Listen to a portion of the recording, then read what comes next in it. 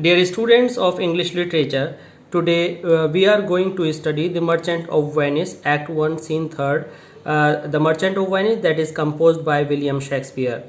Students, in lecture 5, we have come to know about Act 1, Scene 2nd, that was related to Portia, and there were many suitors there to win her hand in Belmont. Now, this scene third in Act 1 opens in a public place, marketplace of Venice. We see Bassanio and Shylock, a greedy Jew and moneylender who is a usurer who gives money on heavy charges. Cunning Shylock first asks Bassanio if he really wants 3,000 ducats. Bassanio says that Antonio would be born for those 3,000 ducats. Antonio would be Bassanio's surety. Now, students, in this way, Bassanio is engaged in conversation with Shylock the Jew uh, and asks him for a loan of 3,000 ducats. Although this is a very large sum at the time for a period of 3 months, he further tells Shylock that Antonio will be responsible for repaying the loan. Cunning Shylock then says Antonio is no doubt a man of sufficient means, but his money is invested on business. He says, although he is a good man, Antonio is a good man, and he understands his problem, but he is doubtful that his ships and his Argos is bound to Tripolis, another to Indies, and third to Mexico, and fourth to England. And in this situation, it will be very dangerous to give him this loan. Now, Bassanio urges Shylock that he had sufficient money to give him, and he can give him on the time of his need. Shylock knows Antonio's reputation, and when Bassanio says that it would be discussed on dinner at this, Shylock refuses this offer. Cunning Shylock has a ill feeling in his heart against Antonio. He shows his doubt that his ships may be looted by pirates. They may be fallen and sink in the sea. But Shylock says that he can still think of giving 3,000 ducats because it's his business. And when Bassanio says that if he would go with him on dinner, he says that he would not like to eat, to walk, to drink or pray with Christians, but he would like to give money to him. Just at this point, Antonio also reaches there. Seeing Antonio, Shylock curses him. First he ignores him and shows as he has not seen Antonio. He tries to ignore him, but when Antonio reaches there, he pays attention to Antonio and begins to curses him. He says that Antonio lends money without charging any interest, so that the business of Shylock may come down.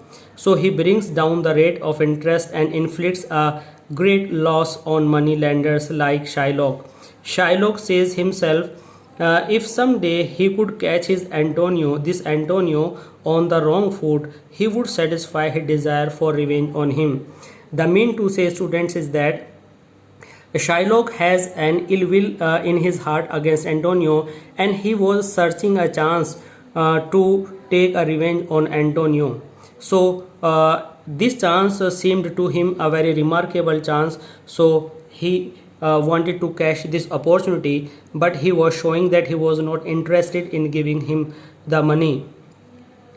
Now, student, Shylock pretends to have not seen Antonio, and he was trying to make Antonio listen all these comments on him. He says 3,000 ducats. To this, Antonio adds, yes, these 3,000 ducats we need. The cunning Jew now says that 3 months is a longer time. He would not be able to give him. Students, now the thing is, the moneylender Jew Shylock had sufficient means to give Antonio and Bassanio money, but he was trying to analyze the situation. He was to making Antonio realize that he had given him a lot of sufferings, so he wanted to pay him back, but he was not showing so. At this, he pretends that 3 months are a long. The time of 3 months is a long time. Then Shylock tries to prove that charging interest on money lent is legitimate lawful business. I mean to say, according to Shylock, this business of lending money is a legitimate business. It's not a sin. It's a lawful business. Antonio grows impatient when Shylock doesn't give proper answer. He asks Shylock to tell him straightway if he will lend him 3,000 ducats for 3 months or not. Now Shylock becomes biting and satirical. He becomes very critical and tells Antonio that many times in the marketplace Antonio has abused and insulted Shylock. How can Antonio now expect money from one whom he calls a dog, who is none other than Shylock? Students, this was the conversation, and Shylock is trying to make everything clear and spoken by Antonio to him. Antonio, who is in anger and rash, tells Shylock that he will call him a dog even now. He will not give it up. He should lend money not as a friend to a friend, but as enemy to an enemy. But after all, he needs the money and Shylock must give it. Antonio also tries to give money without any interest, but Shylock isn't ready. Antonio, who is rash, is still demanding money, not on the terms of a friend but as an enemy. He would accept the money.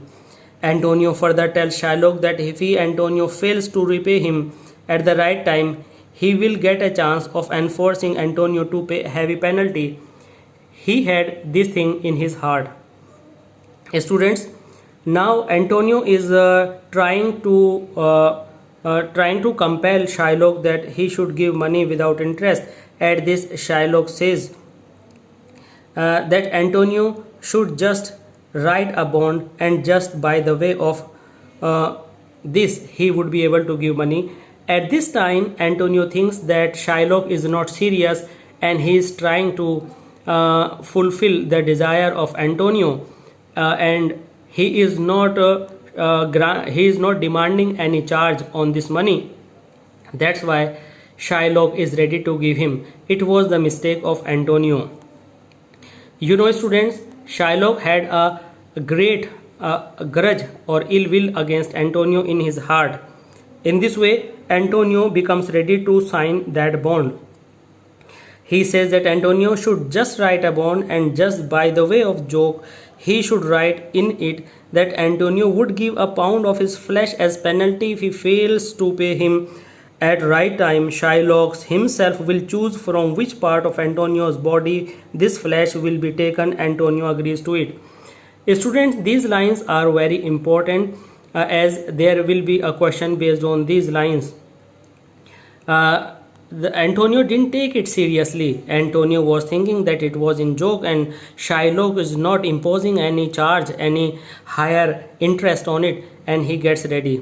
Although Bassanio tries to make Antonio understand that such type of signature, such type of seal on this bond is not good. Antonio tells Shylock that he will send him bond.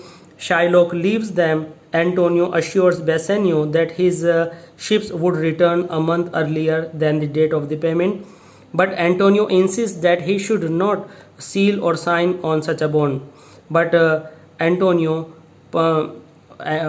forced Bassanio to make him understand, and Antonio and Bassanio goes from there. Students, in this way you came to know how this bond came into existence, and this bond will create a great problem, and it will be a great source to go further in this Merchant of Venice, and this story will be developed because of this bond. I hope, students, you like this lecture, and if you have liked this lecture, please like, share and comment to us, and please for further lectures and the same and the Hindi version of the same contents, please keep on watching Oracy classes of English language. And students, please subscribe our channel Oracy classes of English language. Thanks.